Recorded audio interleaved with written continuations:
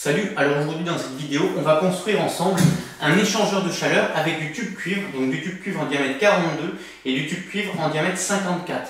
En fait, j'avais déjà fait toute une série de vidéos où j'avais inventé un système de récupération de chaleur sur les eaux usées d'une douche. D'ailleurs, j'ai toute une série de vidéos sur le sujet, pour ceux que ça intéresse qui ne les auraient pas vues. C'est les vidéos qui ont une vignette orange. Et donc en fait, en ayant mené ces recherches, j'étais parvenu à construire un double échangeur, donc 1 mètre, donc 2 échangeurs d'1 mètre, et je récupérais jusqu'à 14 degrés sur les eaux usées d'une douche. Je vous invite vraiment à aller voir cette série de vidéos pour ceux qui ne les ont pas vues. Ça permettra de bien comprendre comment fonctionne ce système. Alors je vais quand même faire un petit rappel pour ceux qui n'étaient pas là. Alors en fait, le principe, lorsqu'on prend une douche, et en fait on a un robinet et on mélange de l'eau chaude à par exemple 55 degrés avec de l'eau froide qui va être à 5-10 degrés selon si on est en été ou en hiver.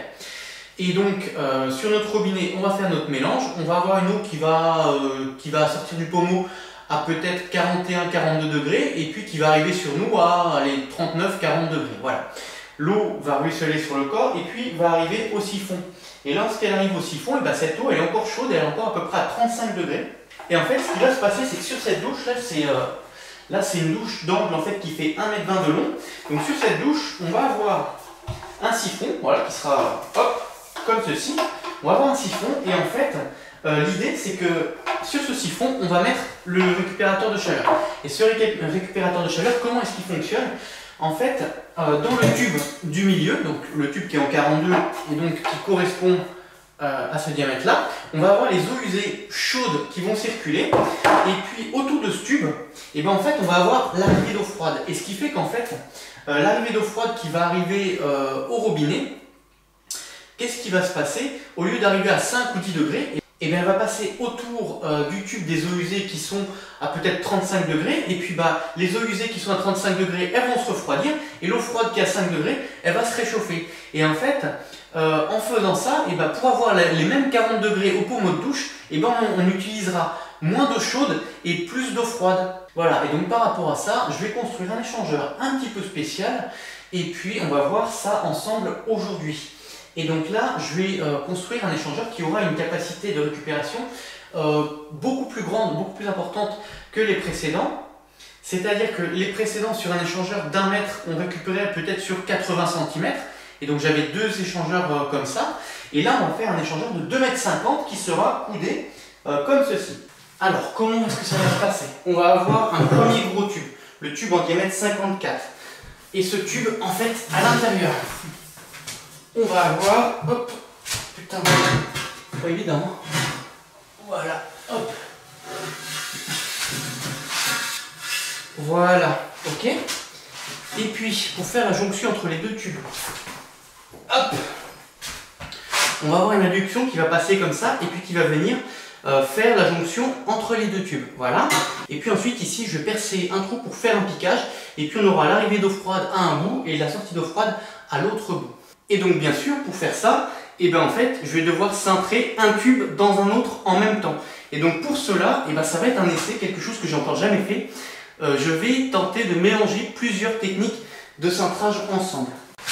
Alors, ici, là j'ai une cintreuse arbalète avec un galet de cintrage de 50, ce qui va correspondre à ce tube.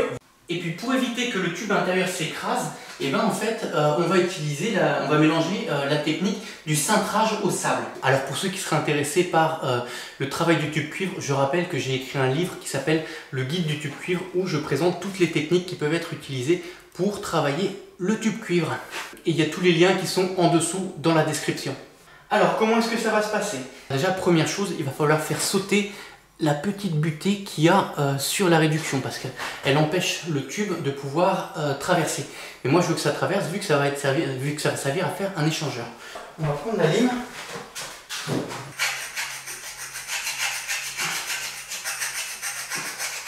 Là j'en ai limé un et il y a l'autre en face. Normalement ça doit passer. Voilà.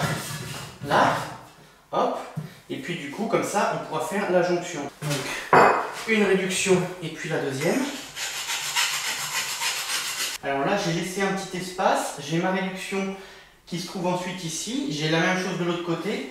Et puis, donc, il va falloir que je coupe pour que le tube s'arrête ici. Donc, il me faut une longueur de 2,38 m.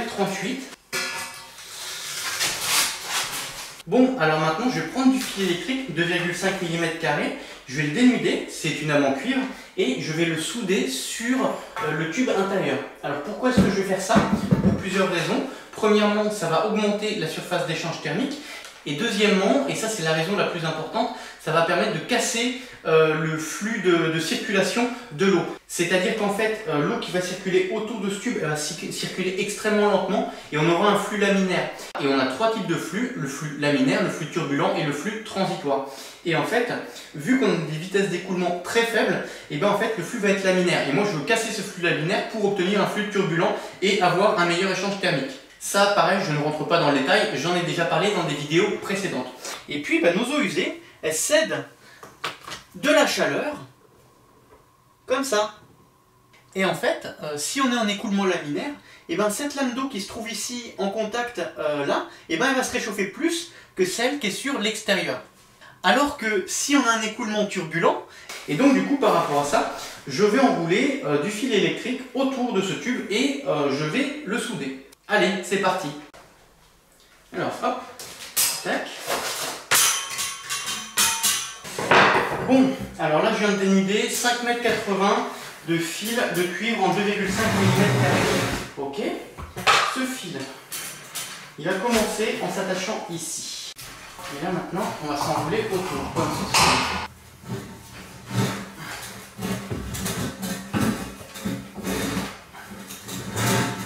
C'est beau le cuivre quand même, c'est un beau matériau. Il brille. Et voilà. Et là, on a quelque chose d'assez uniforme. Ok. Maintenant, ce que je vais faire, c'est que je vais mettre du décapant et puis je vais faire de la brasure tendre avec de l'étain. Donc avec un petit chalumeau comme ça, une petite lampe à souder et puis de l'étain pour fixer le fil sur le tube cuivre. Allez, hop.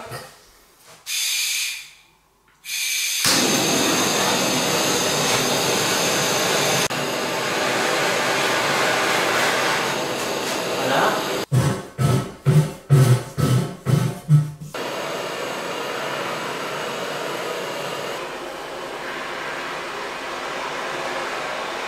Voilà, donc là ça y est, maintenant j'ai soudé donc partout le fil électrique sur le tube.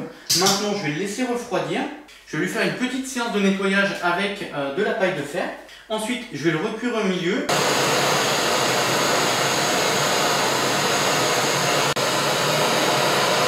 Alors en fait le fait de recul ça permet de casser la résistance du métal et de rendre le cuivre malléable.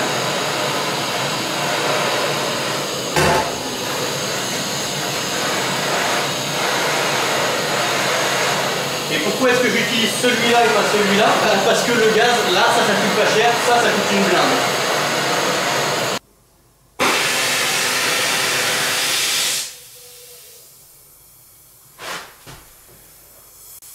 Moi, je chauffe avec les deux, hein.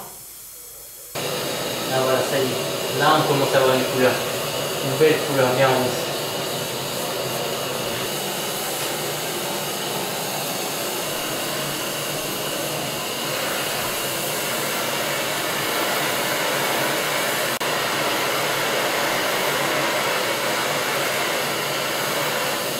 Alors, pour nettoyer un petit peu tout ça, on va prendre de la paille de fer. Hop.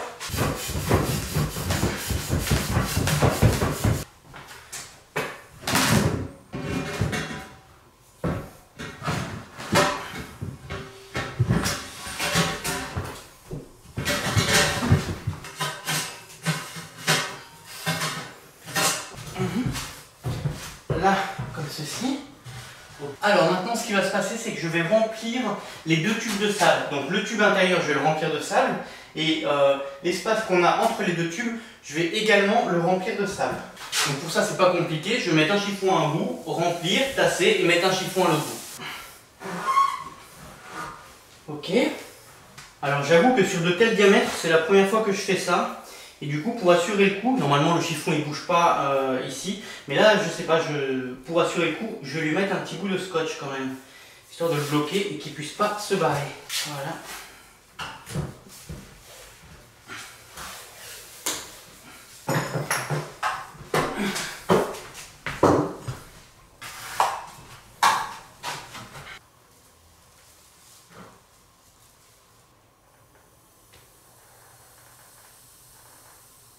Alors je viens de me rendre compte d'une chose.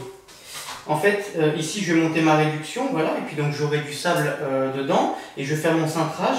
Et puis en fait, après la réduction, donc ici on aura le point de raccordement pour l'eau froide, et puis pareil pour la sortie d'échangeur à l'autre bout. Seulement pour faire ces piquages, je vais utiliser un extrudeur comme ça. Mais le problème, c'est que si je fais le piquage après le cintrage, et en fait j'aurai pas la place de rentrer l'extrudeur dans le tube. Donc c'est-à-dire que là, il va falloir que je fasse mes extrusions avant. Même si du coup ça va me gêner pour le remplissage au sable, bon c'est pas grave. C'est comme ça qu'il faut que je procède. Alors, les mamelons que je vais monter, ça va être ça. Voilà. Ces petits machins comme ça, ok. Donc là, j'aurai ma réduction qui fermera l'échangeur et j'aurai le mamelon qui vient juste après. Donc il me le faut ici, voilà. Donc, on va en pointer un là. Tac. On va quand même laisser une petite marge, hein. Là. Maintenant, on va suivre le fil et faire pareil de l'autre côté. Hop là. Alors, ici comme ça, voilà.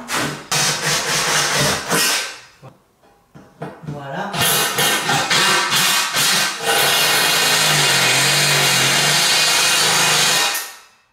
Voilà, et maintenant je vais extruder, c'est-à-dire qu'en fait avec cet appareil, je vais relever le bord du tube pour pouvoir ensuite mettre le mamelon dedans. Alors, voilà comment ça se passe. On rentre tout là-dedans, voilà. Et puis, on serre. Là. Ok. Tac, comme ça. Et maintenant, une fois que c'est pris sur le tube, eh bien on vient extruder. Voilà. Voilà.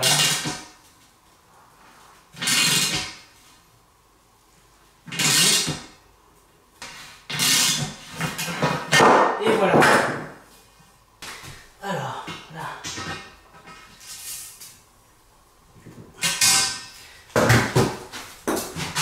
Voilà. Et ben voilà.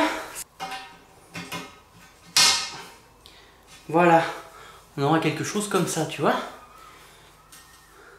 Propre, hein. On fait le deuxième.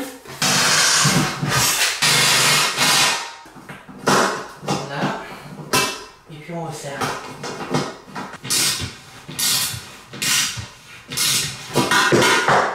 Et voilà. On va terminer avec un petit coup de pince. Là. Normalement, si je prends le deuxième, il rentre nickel. Voilà. Là. Comme ceci. Voilà. Et maintenant on a ça de chaque côté. Ça c'est des super matos ça. Si ça t'intéresse, je te mets un lien en dessous dans la description. Pareil, dans mon livre le guide de tube cuivre, j'explique comment on se sert d'un appareil à piquage, un extrudeur comme ça. Bon alors maintenant j'ai mon tube intérieur qui est plein. Et donc maintenant je vais mettre du sable entre les deux tubes, ici. En fait le sable il va permettre, lorsque je vais faire le cintrage, que les tubes ne s'écrasent pas. Vu qu'on a deux tubes l'un dans l'autre, c'est assez délicat quand même, ouais.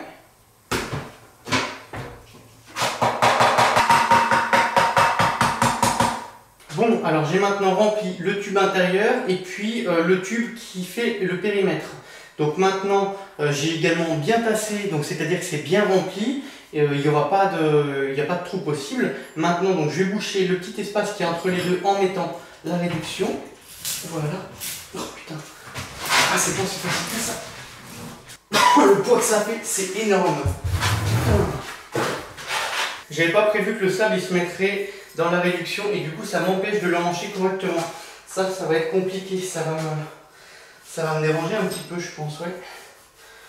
Voilà, alors donc là on a un échangeur qui est plein de sable. Maintenant ce qui se passe, c'est que je vais le recuire encore pour avoir le milieu qui est chaud. La partie que je vais mettre dans la cintreuse, je veux qu'elle soit chaude, recuite.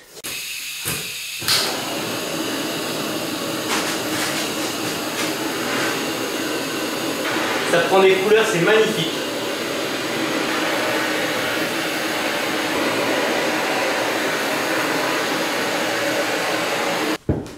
Ok, comme ça me chauffe les mains, même avec les gants, hein. Ça chauffe énormément. Tac. Voilà. Et puis là maintenant, on va pomper.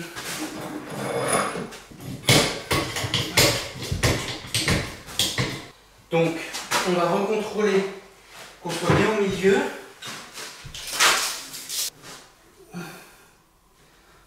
Là, on est pas mal. Allez, on y va.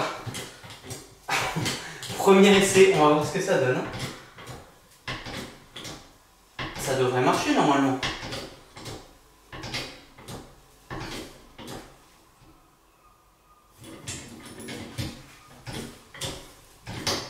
Ça a l'air de fonctionner, hein.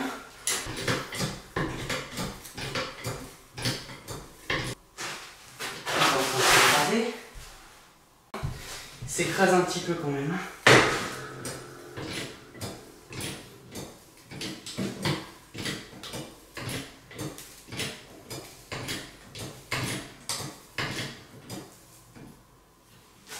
Oh putain! Non! Non! Eh merde! C'est un échec. Ceci est un échec cuisant. Ça marche pas. Ah la vache! C'est bon. Mon tube s'est pété en deux. Bon bah voilà, c'est un échec. Là tu vois, je suis juste mais dégoûté. Je sais pas quoi faire. Mon tube il a pété au milieu quoi. Et si je recommence, ça va recommencer. Putain, bordel. Et je peux te dire que là, il y en a pour des sous, là. Donc non seulement cette machine-là, mais le tube aussi. Hein. Regarde le prix d'un coup dans 14 dans ton brico-jardin à côté de chez toi, un coup dans cuivre 14 ou 16, ou même rien qu'une barre. Hein. Imagine en diamètre 54 ou en diamètre 42. Ouais.